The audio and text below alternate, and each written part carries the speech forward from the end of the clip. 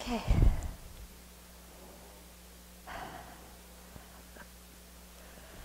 Hard at work at the computer this morning.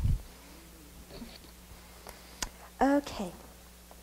So to talk some more about the karma we create in relationship to the Sangha, in particular the things that we don't want to do or things that we might have done in this life or previous lives, that it's good to regret and make a determination not to do it again, and then to do the opposite. Okay, so yesterday I talked about, causing disharmony, and then kind of criticizing, judging, deprecating the Sangha, with an angry, critical mind and so forth. It doesn't mean that you gloss over faults or you don't ask questions. Of course, if you have questions, it's reasonable to ask them. And if something's amiss, it's reasonable to, ask a question, or point it out with respect. But I'm talking about having like a really negative mental state, of criticism. And a lot of times this happens because people have very high expectations of the Sangha. They think that just because you put on robes that, you're floating on some cloud up there. And, that's not the case. We're ordinary people. I mean, I'm sure there's some Aryas in the Sangha, but, I'm talking about the monastic Sangha, but, most of us are ordinary people. And so, what there is to respect is the precepts that come from the Buddha and our efforts to keep the precepts in practice. But aside from that, expecting us to be close to enlightenment or, near perfect, whatever that means, that's really kind of unrealistic. And so people who have that expectation, at first often are like this, and then as soon as reality sets in, then, they go down. And so, rather than that, it's more of a practice of seeing people's good qualities, no matter who they are, respecting those good qualities, honoring them, and being honest about things that aren't working, that need to be improved. Okay, so we aren't whitewashing things. Okay, and then yesterday I also mentioned about using things that belong to the Sangha without asking permission. Okay, and then giving away things that belong to the Sangha to a personal friend. Okay, so there may have been things that have been offered to the community, but we, want to give them to a personal friend. And so without asking permission, without telling anybody, we just take something and give it. And this can even be like the food and the medicine that belong to the Sangha, that we give to personal friends. And this can easily happen, oh, we have so much of it here, take this. Yeah, but with these kinds of things, and that's why I think it'd be good that we've done some of this before, but to really say, like especially with our gifts, what we can take and when and who we ask and so on, okay? So not just assuming, oh, I live here, I can give anything away, yeah? Okay, if you have the Sangha's permission, then sure, yeah?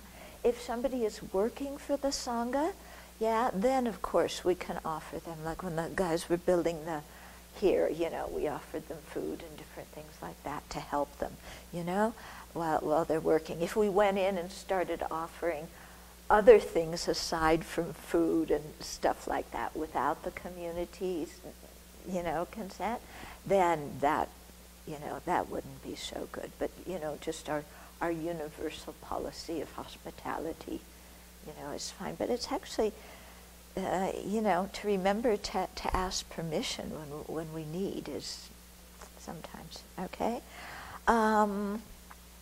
Okay, then also it's very important when the community receives donations that we use them for the intended purpose, okay? So if somebody gives something for one purpose and we, decide, well, we're going to use it for another purpose, but it belongs to the community, we can't just do that ourselves.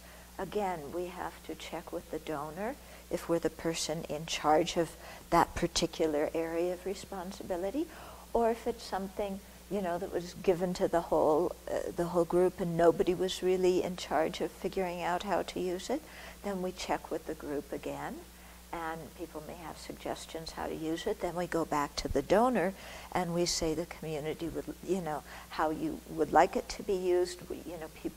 We already have that, or, you know, we would like to redirect it. Is that okay with you? And usually people are pretty good about that. Yeah, but it's very important that we act, that we ask, that we don't make unilateral decisions, you know?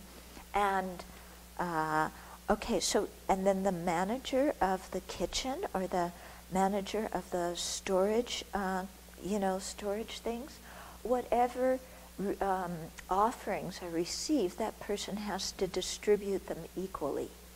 Yeah, so it's not that, you know, because everything goes in the kitchen, and then things, it's not that just the people who work in the kitchen eat certain things and they don't get put out for everybody to enjoy, or, you know, they only get put out when certain people are here, and when, you know, certain people aren't here, you don't put out the really good stuff. Okay, you only put it out when the people you like are here. Yeah, so it's really important that whatever offerings are received, that they get distributed equally to everybody. You know, now of course not everybody's going to take equal amounts. People will take different amounts, but they should be distributed at, you know, a time when everybody is there so that people can take.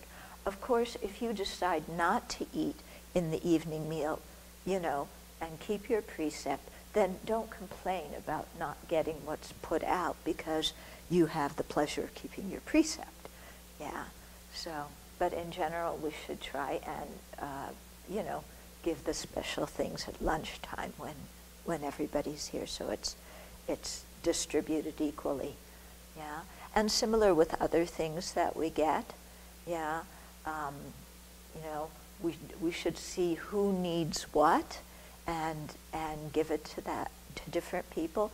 And so, you know, as the community is growing, then we decide, we put one or two people in charge of each thing, and each kind of things, and then they can do this. Because otherwise, we're really misusing Sangha property, and that can be very, very heavy negative karma. Especially taking something that belongs to the Sangha, because to repair that and to confess that, you have to give it back, you know. But the Sangha community is always changing, yeah? So the people you take it from may not be the people that you give it back to, yeah? So that's why it's better to always ask. Okay. Yeah. Then also slandering the Sangha. Again, this is the, gossiping, slandering, this kind of spreading rumors, making bad statements.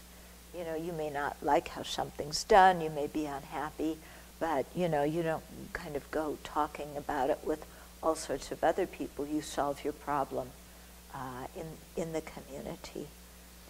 Okay?